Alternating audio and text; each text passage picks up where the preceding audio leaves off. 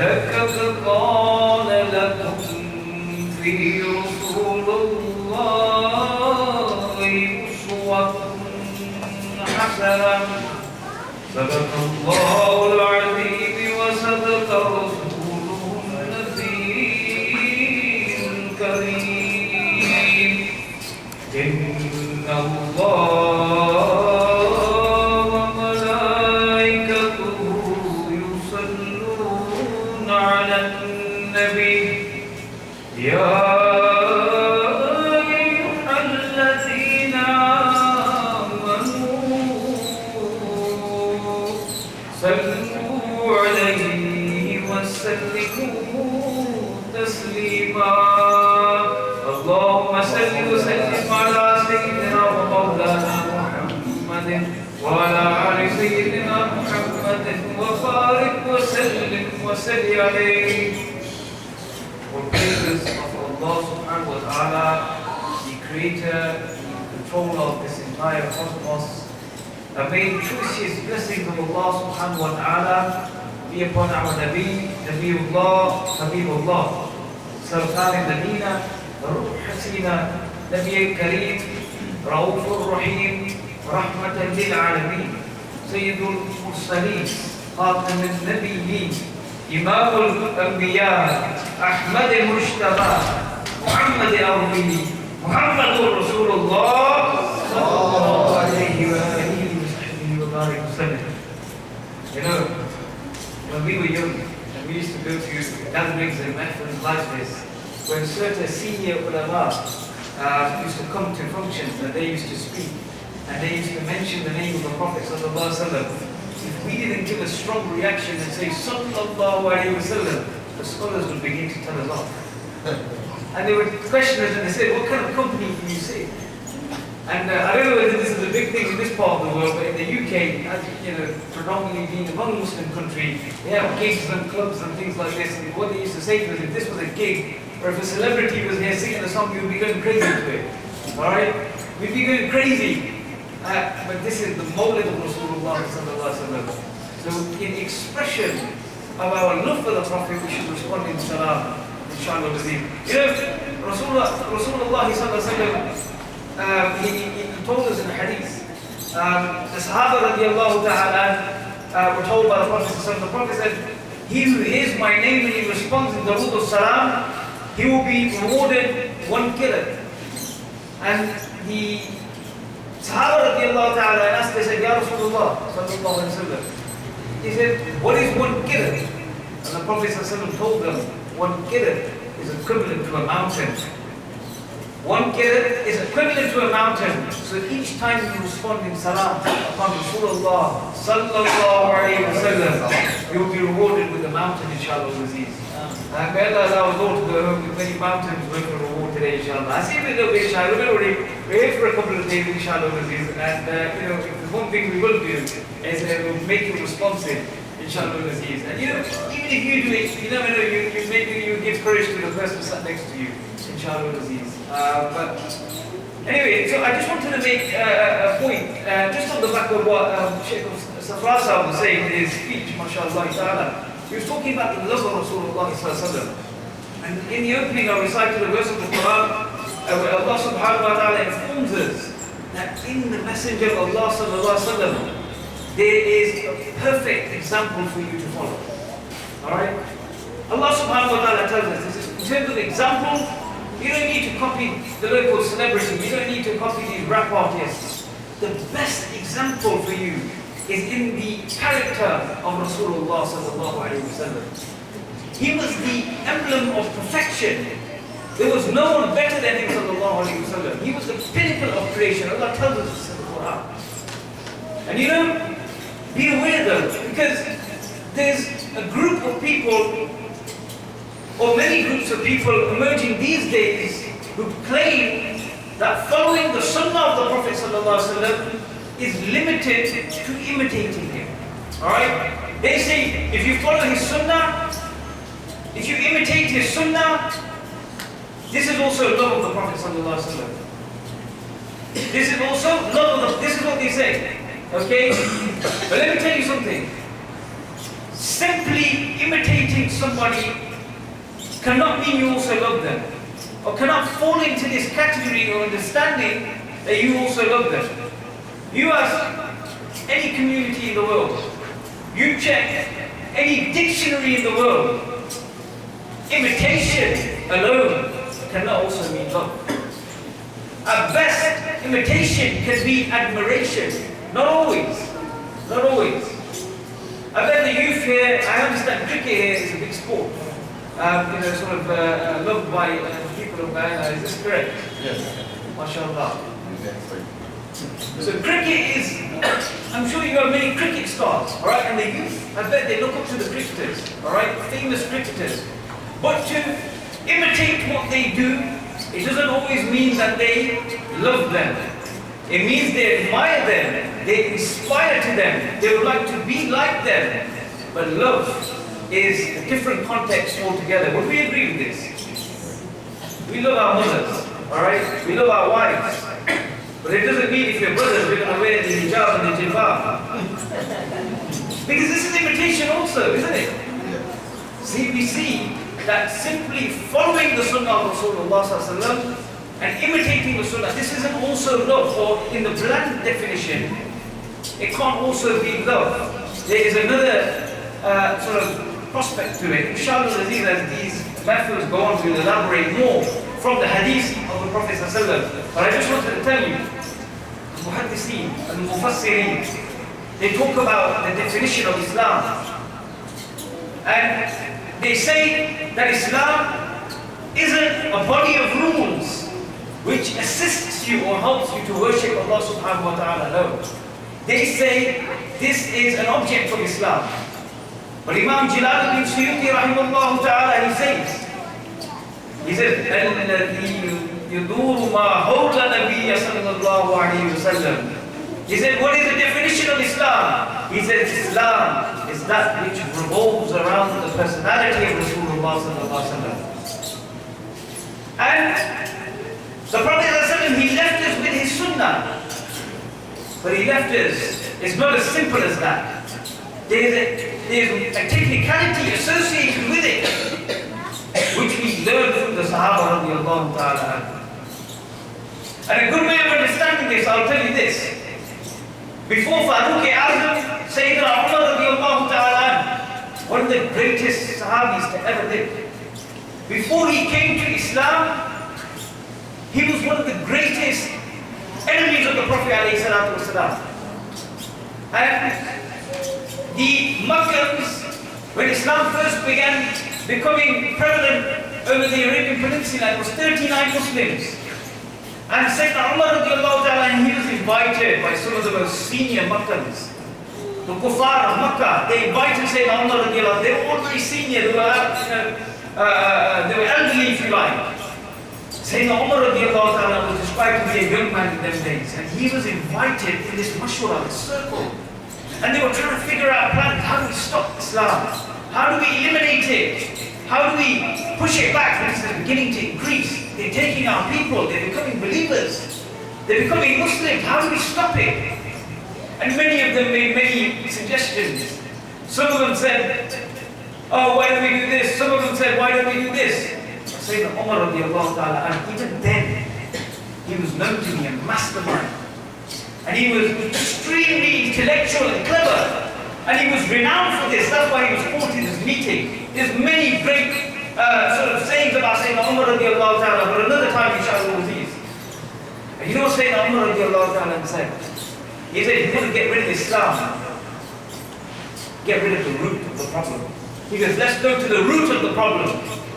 And Na'udhu Billah, what he actually suggested was to eliminate Sayyidina Rasulullah sallallahu alayhi wa sallam. To eliminate the Prophet ﷺ, and that would kill the problem which was according to them at the time, Islam, and it would have finished. And how right was he in saying it from his stance? How clever an assertion he made in his times. And the ulama say in those days he was Kafir Azam, one of the greatest Kafirs. And then he became Farooq Azam when he seen Rasulullah sallallahu alayhi wa sallam. He became one of the greats in the Ummah of Rasulullah sallallahu alayhi wa sallam. Let me tell you this. Sayyidina Umar radiallahu ta'ala anhu gave us something very important. His intellect allowed us to understand that if you eliminate the Prophet sallallahu alaihi wasallam, that would indeed extinguish Islam. There's some people who say, forget the Prophet sallallahu alaihi wasallam, a'udhu billah. They say he's in his grave. They say he can't help us anymore. The Prophet sallallahu alaihi wasallam has left with us his sunnah. And as long as we have this sunnah, we can continue. Merely imitation of the sunnah of the Prophet ﷺ. This wasn't the only ingredient which was within the characteristics of the Sahaba radiallahu ta'ala. Their understanding of love of Rasulullah ﷺ was different. Let me give you an example of this. A man came to Rasulullah ﷺ and he said, Ya Rasulullah ﷺ. He said, when will the final hour come? When will the final hour come? This is in Bukhari, hadith by Imam Bukhari. And the Prophet ﷺ said to him, what have you prepared for the last hour? What have you prepared for the day of judgment? You ask about the day, well, tell me what you prepared for it. And this man said, Ya Rasulullah sallallahu alaihi wasallam, I have done no elaborate worship. I have done no great worship. I have not given much in charity to my name. I have done nothing great that I can say on the day of judgment, this is what I have learned, or this is what I bring and present on the day of judgment. He said, but I have one thing. And the Prophet ﷺ asked him, he said, what do you have? And he said, I love you, Ya Rasulullah sallallahu alayhi wa sallam. He said, I love you, Ya Rasulullah sallallahu alayhi wa sallam. The Prophet ﷺ, you know what he said to him? He said, you will be raised with those whom you love. You will be raised with those whom you love. Let me tell you this. If you love the alcoholics and the clubbers, you'll be raised with the alcoholics and the clubbers. If you love those who are mischievous and smoked drugs and became high, then you'll be raised with these people. But if you love Sayyidina Rasulullah sallallahu alaihi wasallam, if you came to Mawlid matters like this and majlises like this, inshallah, on the day of judgment, Allah will raise us in a similar mahfal close to Rasulullah sallallahu alaihi wasallam. My message to you today is, inshallah, as this talk develops, we will be able to elaborate on that ingredient in the characteristic and in the sunnah of the Sahaba radiallahu ta'ala, which set them apart from those people who say simply to imitate him. This is love of the Prophet sallallahu alaihi wasallam. There was an extra ingredient, and this was eminent throughout the hadith and prevalent throughout the hadith in the behavior and in the Sahaba, in the characteristics of the Sahaba radiallahu ta'ala. And I leave it with one final saying of the Sahaba radiallahu ta'ala, which they said, which explained this and sort of hits the nail on the head, if you like. The Sahaba radiallahu ta'ala, whenever they see the Prophet sallallahu alaihi wasallam, you know, this is all over his literature. You know what they used to say to the Prophet sallallahu alaihi wasallam? They used to say, Fiddaka abi wa ummi ya Rasulullah sallallahu alaihi wasallam. They used to say, Ya Rasulullah, may my mother and father be sacrificed to you sallallahu alaihi wasallam. When they greeted the Prophet alaihi salam, this is what they would say to him. We all know the greatness associated to parents. I don't need to tell you about the detail in the Quran and Sunnah which talks about parents and the greatness associated to them and the high level of respect which we must give them in default whether they're Muslims or not. Why did the Sahaba radiallahu ta'ala say this to the Prophet ﷺ? Tell me which hadith says or which ayat of the Quran tells us that when we sit with the Prophet we must say to him, may my mother and father be sacrificed for you, Ya Rasulullah sallallahu alaihi wasallam. This wasn't a literal saying. This was an expression of love towards the Prophet sallallahu alaihi wasallam, and this was represented in the characteristics and the sunnah of the Sahaba radiallahu ta'ala. May Allah subhanahu wa ta'ala give us the ability, the facility to be able to understand the Sahaba through the hadith of Rasulullah sallallahu alaihi wasallam and allow us to take on their characteristics in a manner which they represented best. We are in for some great programs in Guyana. Guyana is indeed blessed with the presence of these three wonderful personalities. And also, I do understand that the CIC also have a few very welcome personalities that they come to their government programs, and we know that Guyana is presently in this blessed state, my dear brothers and sisters. And like, you know, one of the things we try to tell you, and I've been telling you for the last 12 nights of the Rabiul Awwal programs we've had here, is that we wanted you to know and understand the status of the Prophet Muhammad sallallahu alaihi wasallam. Unless you understand the status, you do not understand your religion. And we got a very simple things, my dear brothers and sisters. Ablution, wudu, has been made. It was compulsory throughout the time from Adam alayhi salam. You had ablution, but you use water. People were made to use water to make their ablution. But when the tayammum is the performance of ablution without water, when water is not available. When the tayammum becomes compulsory, when was it allowed? It was only allowed in the advent of the Prophet Muhammad sallallahu alaihi wasallam, because this earth became blessed with his feet. That is the power of the Prophet Muhammad sallallahu alaihi wasallam. Tayammum became permissible because he walked on the earth, he blessed this earth. Angel Jibreel was asked one time, brothers and sisters, did you ever have to rush to earth? He said, one of the times I had to do it was in the battle. When the Prophet, he could not allow the blood of the Prophet ﷺ to touch the earth, or vegetation would have ceased. And you're telling me he's a man like me and you? Aren't we ashamed of ourselves to hear? Do you go listen to a man tell me that? I don't want to even hear it. Don't even think about it, brothers and sisters. Do not allow yourself to be cornered by these people who have no love for the Prophet Muhammad ﷺ, and after these nonsense. They don't understand the status, you understand it a little bit. I understand a little bit. And we must not allow ourselves to be misled by these people. You have to understand the status of the Prophet Muhammad. When he walked in Medina, the stone gave him salam. Which stone gave you salam? Some might have a stone that helped you. And you look fit too. For saying you equal to the Prophet. You know. So my dear brothers and sisters, we're fortunate. I want to wrap up here, and I'm very happy to see so many of you here this evening. I was actually hoping to let the children sleep away a little bit. So, you know, I think people will get more food. But, you know, they're very much awake. I'm amazed. When we got our ZIKR and finish this party, you know, before this time, the children are sleeping already. But I'm amazed that they're still up. So my dear brothers and sisters, we'd like to remind you, if you don't know, of the programs tomorrow evening, our respected Sheikh Sadr,